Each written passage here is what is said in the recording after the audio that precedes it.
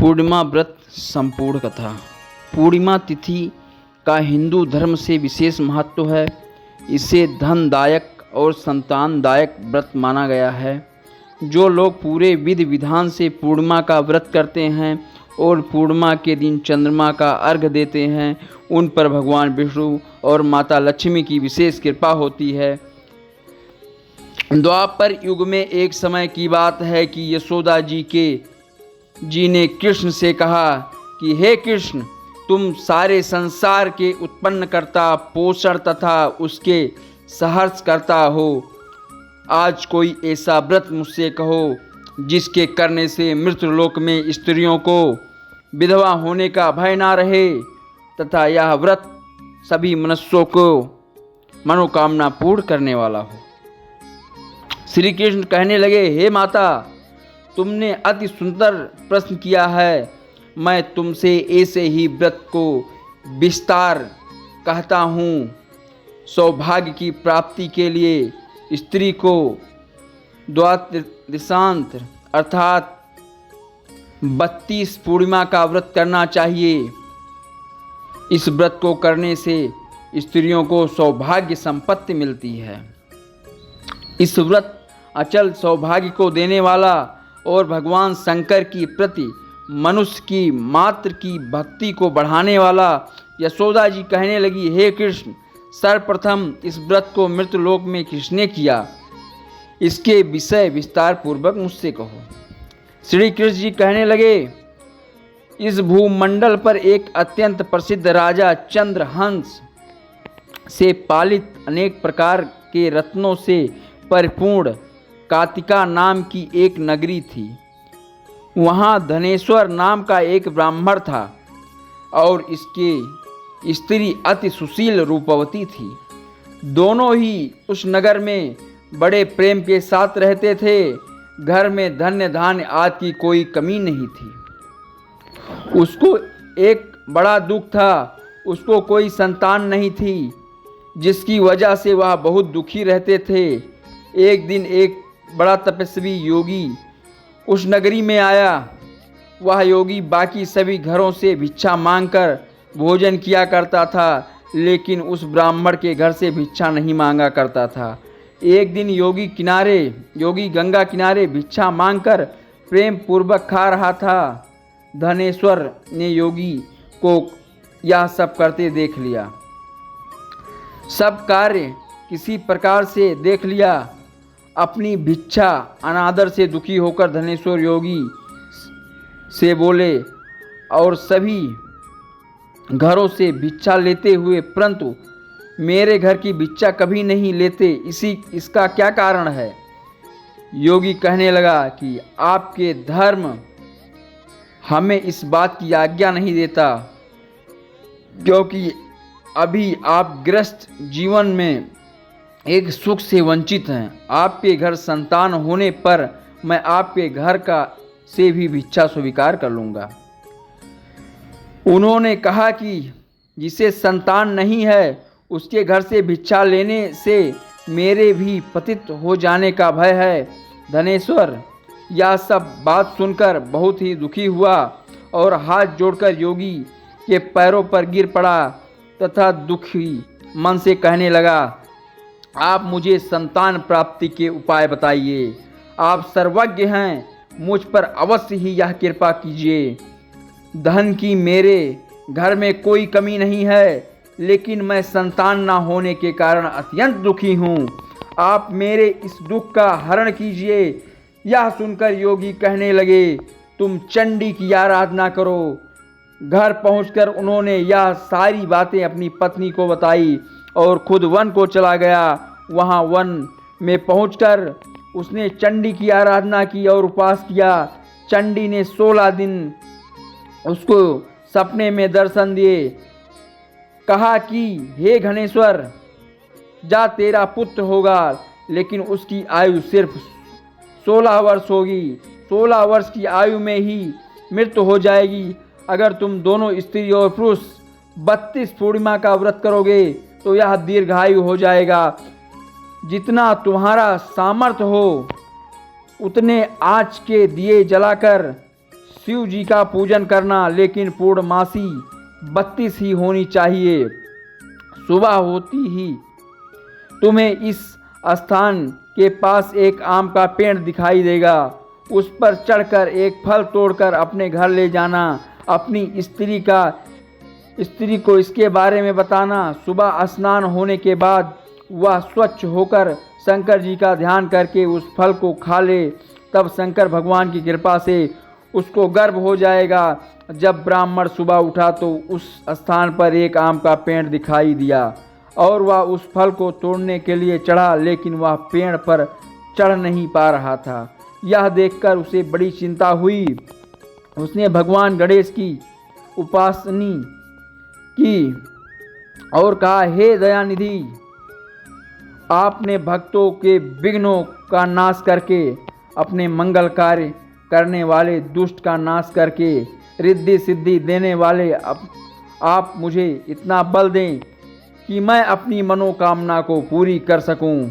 इसके बाद वह पेड़ से फल तोड़कर अपनी पत्नी के पास पहुंचा। उसकी पत्नी ने अपने पति से कहे अनुसार उस फल को खा लिया। वह गर्भवती हो गई। देवी की कृपा से वह बहुत सुंदर पुत्र पैदा हुआ। उसका नाम उन्हें देवीदास रखा। माता पिता के हर्ष और शोक के साथ वह बाल पढ़ने लगा। भगवान की कृपा से बालक बहुत ही सुंदर, सुशील और पढ़ाई लिखाई में बहुत ही निपुण था। दुर्गा जी के कथा अनुसार उसकी माता से 32 पूर्णमासी का व्रत रखा। जैसे ही 16वां वर्ष लगा, दोनों पति पत्नी बहुत दुखी हुए, कहीं उनके पुत्र की मृत्यु न हो जाए। उन्होंने सोचा अगर उनके सामने यह सब हुआ तो वह कैसे देख पाएंगे। तभी उन्होंने देवीदास के मामा को बुलाया और 1 वर्ष के लिए देवीदास को काशी पढ़ने के लिए भेज दिया। 1 वर्ष बाद उसे वापस लेकर आ जाना। देवीदास अपने माता पिता के साथ एक घोड़े पर सवार होकर चल दिया। उसके मामा को भी यह बात पता नहीं था। दोनों पति पत्नी 32 पूर्णमासी का व्रत पूरा किए। दूसरी तरफ मामा भांजा दोनों रात गुजरने के लिए रास्ते में एक गांव में रुके। उस दिन उस गांव में ब्राह्मण कन्या का विवाह होने वाला था। जिस धर्मशाला में वर और बाराती के बाकी लोग रुके थे, उसी धर्मशाला में देवीदास और उसका मामा ठहर गए। उधर कन्या को तेल आदि चढ़ाने के बाद जब लगन का समय आया तो वर की तबीयत खराब हो गई। वर के पिता ने अपने परिवार वालों से विचार विमर्श करके कहा कि यह देवीदास मेरे पुत्र जैसा ही है, मैं इसके साथ लगन करा दूं और बाद में बाकी सारे काम मेरे बेटे के साथ पूरा हो जाएगा। ऐसा कहने के बाद वर के पिता देवीदास को मांगने के लिए उसके मामा के पास गए और सारी बातें बताई। मामा ने कहा कन्यादान में जो कुछ भी मिलेगा वो हमें दे दिया जाए। वर के पिता ने बात स्वीकार कर ली। इसके बाद देवीदास का विवाह कन्या के साथ संपन्न हो गया। इसके बाद अपनी पत्नी के साथ भोजन ना कर सका और मन में विचार करने लगा कि ना जाने यह किसकी पत्नी होगी। यह सोचकर उसकी आंखों में आंसू आ गए। तब वधू ने पूछा क्या बात है, आप उदास क्यों हो। तब उसने सारी बातें पत्नी को बता दी। तब कन्या कहने लगी यह ब्रह्म विवाद के विपरीत है। आप ही मेरे पति हैं, आपकी मैं पत्नी रहूंगी, किसी अन्य की कभी नहीं। तब देवीदास ने कहा हे मत ऐसा मत करिए, क्योंकि मेरी आयु बहुत कम है। मेरी बात आपको क्या होगा। लेकिन इसकी पत्नी नहीं मानी और बोली स्वामी आप भोजन कीजिए। दोनों रात में सोने के लिए चले गए। सुबह देवीदास ने पत्नी को 4 नगों से जड़ी एक अंगूठी दी और एक रुमाल दिया और बोला हे प्रिय, इसे लो और ये संकेत समझकर स्थिर चित हो जाओ। मेरे मरण और जीवन जानने के लिए एक पुष्प वाटिका बना लो। उसमें सुगंधित वाली एक नौ मल्लिका लगा लो। उसको प्रतिदिन जल से सींचा करें और आनंद के साथ खेलो कूदो। जिस समय और जिस दिन मेरा प्राणांत होगा उस दिन यह फूल सूख जाएगा। जब यह फिर से हरा हो जाए तो जान लेना मैं जीवित हूँ। यह समझकर वहाँ से चला गया। इसके बाद जब वह और बाकी बाराती मंडप में आए तो कन्या ने उसे देखकर यह कहा कि ये मेरा पति नहीं है, मेरा पति वह है जिनके साथ रात में विवाह हुआ।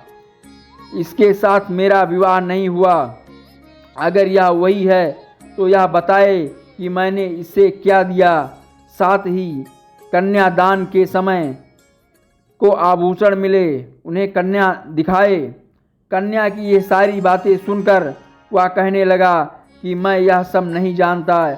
इसके बाद सारी बारात भी अपमानित होकर लौट गई। भगवान कृष्ण बोले, हे माता, इस प्रकार देवीदास काशी चला गया। कुछ समय जब बीत गया तो वह एक सर्प उसको डसने के लिए आया, लेकिन वह उसको काट नहीं पाया क्योंकि उसकी माता ने पहले ही 32 पूर्णिमा का व्रत पूर्ण कर लिए थे। इसके बाद खुद काल वहाँ पहुँचा भगवान की कृपा से। तभी वहाँ माता पार्वती और भगवान गणेश आ गए। देवीदास को मूर्छित दशा में देखकर माता पार्वती ने भगवान शिव से प्रार्थना की, महाराज, इस बालक की माता ने पहले 32 पूर्णिमा का व्रत कर लिया है, आप इसको प्राण दें। भगवान शिव ने माता पार्वती से कहने लगे, इसे प्राण दान दे दिया है। उधर उसकी पत्नी उसके काल का प्रतीक्षा कर रही थी। उसकी पत्नी ने जाकर देखा कि पुष्प और पात्र दोनों ही नहीं हैं। उसको बहुत आश्चर्य हुआ। जब उसने देखा कि पुष्प वाटिका फिर से हरी हो गई तो वह समझ गई कि पति जिंदा हो गया है। इसके बाद वह बहुत ही प्रसन्न होकर अपने पति से कहने लगी कि मेरे पति जीवित हैं, उनको ढूंढिए। जब 16वां वर्ष व्यतीत हो गया तो देवीदास भी अपने मामा के साथ काशी चल दिया। उसकी पत्नी के परिवार वाले उसे ढूंढने के लिए जा ही रहे थे कि उन्होंने देखा कि देवीदास उसका मामा उधर से आ रहे हैं। उसको देखकर ससुर बहुत प्रसन्न हुआ और उसे अपने घर ले आए। वहाँ सारा वगर इकट्ठा हो गया। कन्या ने भी उसे पहचान लिया। देवीदास ने इसके बाद अपनी पत्नी और मामा को लेकर वहाँ से चल दिए। उसके ससुर ने भी उससे बहुत धन दहेज दिया। जब वह अपने घर की तरफ चल रहा था तो उसके माता पिता को लोगों ने खबर दी, तुम्हारा पुत्र देवीदास अपनी पत्नी और मामा के साथ आ रहा है। ऐसा समाचार सुनकर पहले ही उन्हें विश्वास नहीं हुआ, लेकिन जब देवीदास आए और उसने अपने माता पिता के पैर छुए तो देवीदास के माता पिता उनका माथा चूम लिया और दोनों को अपने सीने से लगा लिया। दोनों ने आने की खुशी में धनेश्वर ने बहुत दान दक्षिणा ब्राह्मण को दी। श्री कृष्ण जी कहने लगे कि इस तरह से धनेश्वर को 32 पूर्णिमा व्रत के प्रभाव से संतान प्राप्त हुई।